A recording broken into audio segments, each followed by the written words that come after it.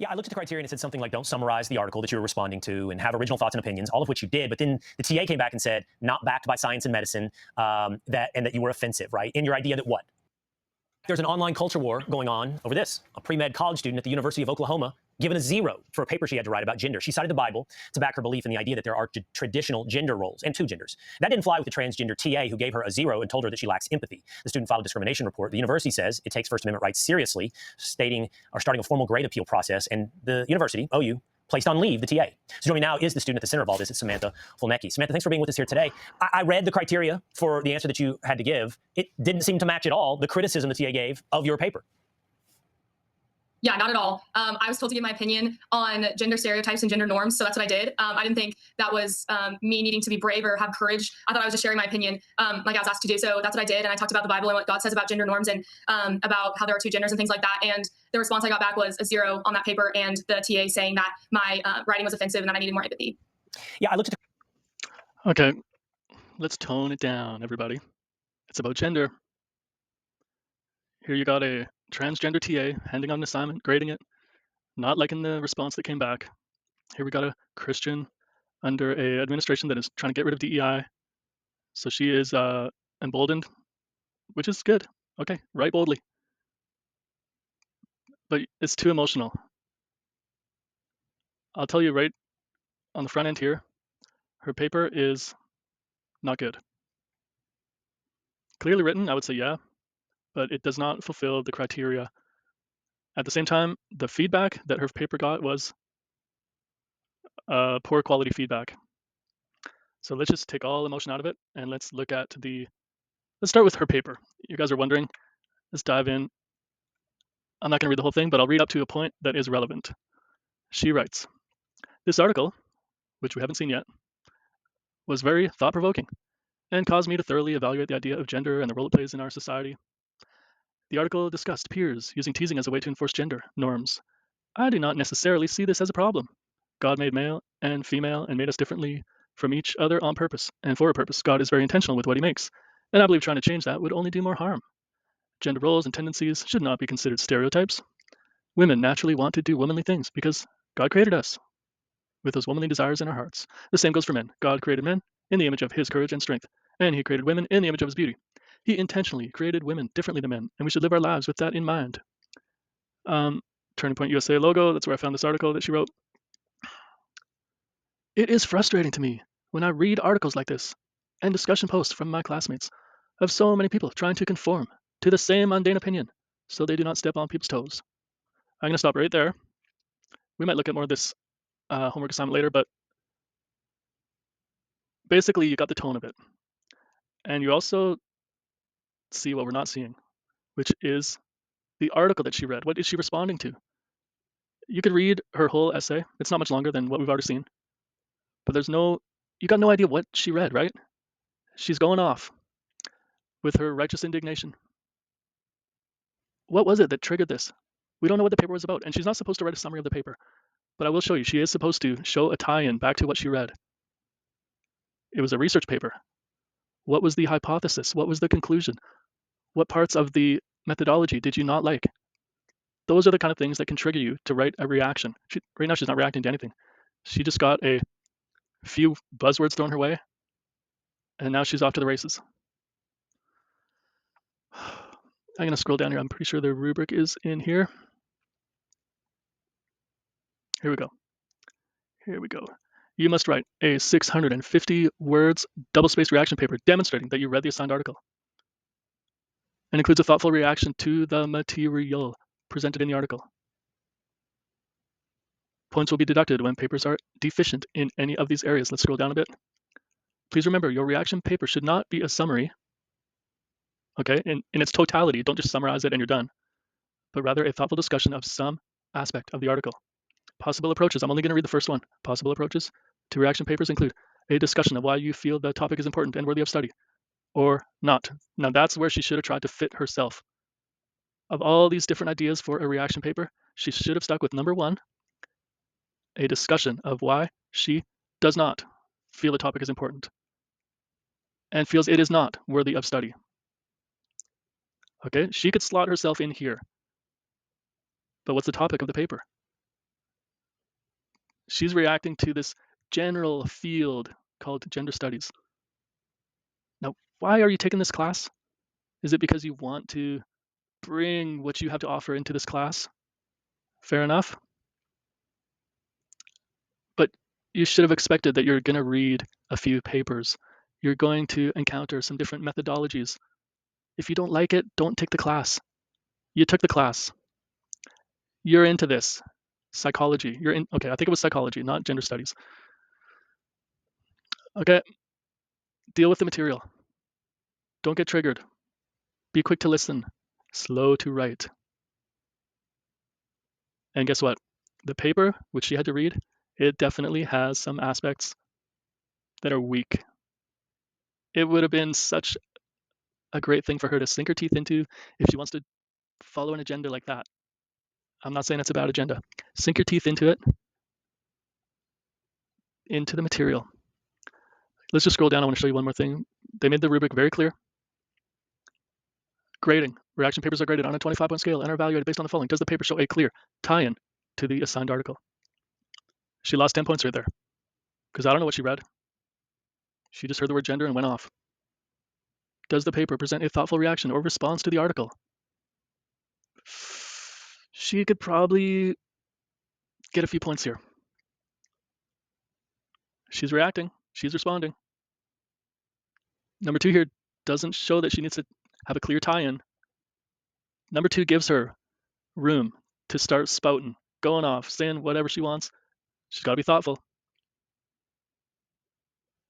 She's got to respond to the article. Is the paper clearly written? You know, if I were the TA, I probably would have given her 5 points right here. 0 was a bit of a statement. 0 was a thoughtless, knee-jerk reaction. You don't give someone a 0 for putting in the time to write. Give her 5 points. It's clearly written. And the feedback, the written feedback to her assignment was even worse, saying, well, it was offensive. That is not important. She can be offensive. This is a university. This is her chance to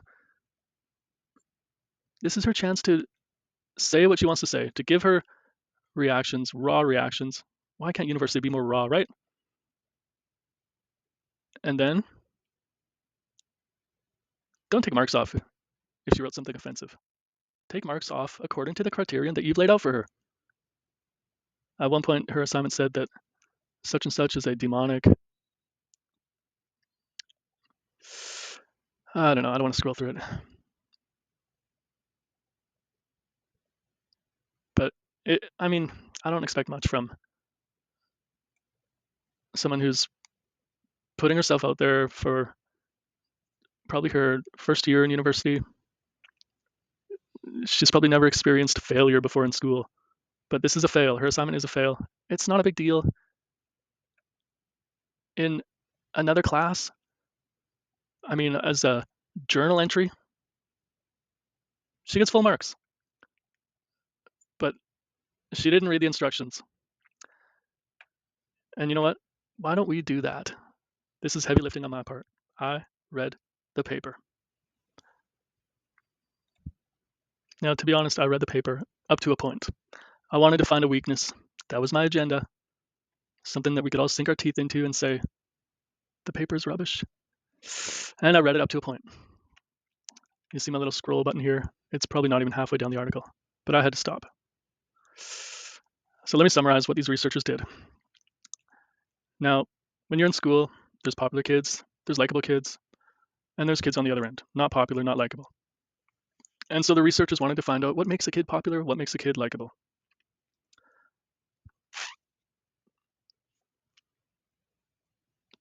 So they get a bunch of kids and they say, give me 5 words to describe a popular boy. Give me 5 words to describe a popular girl. And these are hypothetical boys, hypothetical girls. So let's say it's a boy filling out this survey. 5 words to describe a popular boy. Adjectives. Okay, strong, good looking, friendly, outgoing, funny. There's me off the top of my head. Give me 5 words to describe a popular girl. Okay, popular. Good looking again. Friendly. Polite. Why do I feel like I'm treading on some very offensive waters here? I'm just going to go for it. Gentle. Yep. How paternal. Generous. Okay. Don't throw stones. I don't know what kind of biases I just displayed to the world, but I went for it. I gave you 5 adjectives for boys, popular boys, and 5 adjectives for girls. Now, what the researchers did was they took those 5 adjectives and they've got a kind of a scale, let's say. Let's say the adjective is strong. The researchers say that is a male word. That's typical for a male. And so if you apply that word strong to a female, then clearly you are ascribing to that female something that is atypical for her gender. Okay, this gets a little bit deep, but follow me on this one. Let's say a popular boy was described as pretty. Well, the researchers would love that because it shows we've made so much progress as society that even atypical boys can be popular. A pretty boy can be popular. Okay, now we're not done. The survey's a long one for these kids to fill out. Give me 5 words for a boy who is not popular and picked on.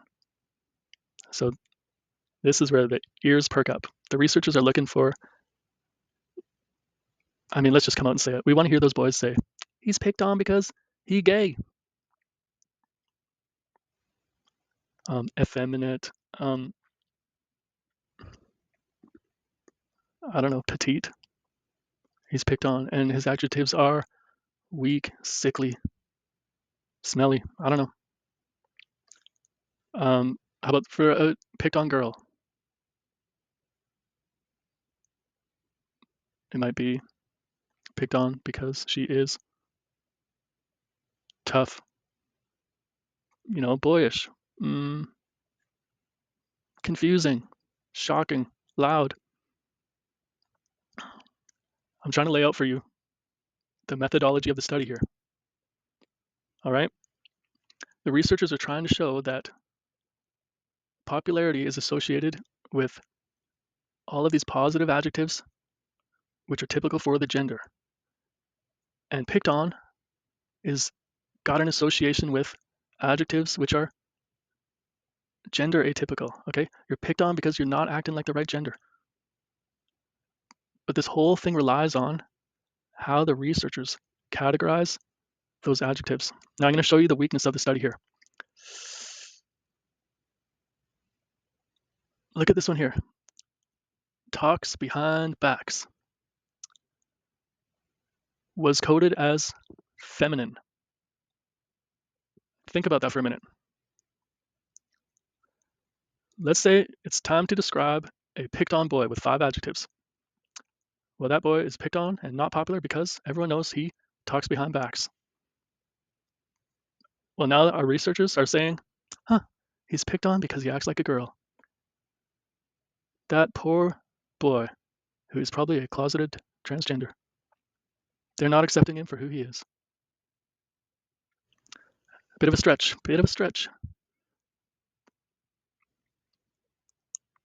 Look at this. These adjectives, nice. You know what? Nice. Let's say, okay. Popular boy.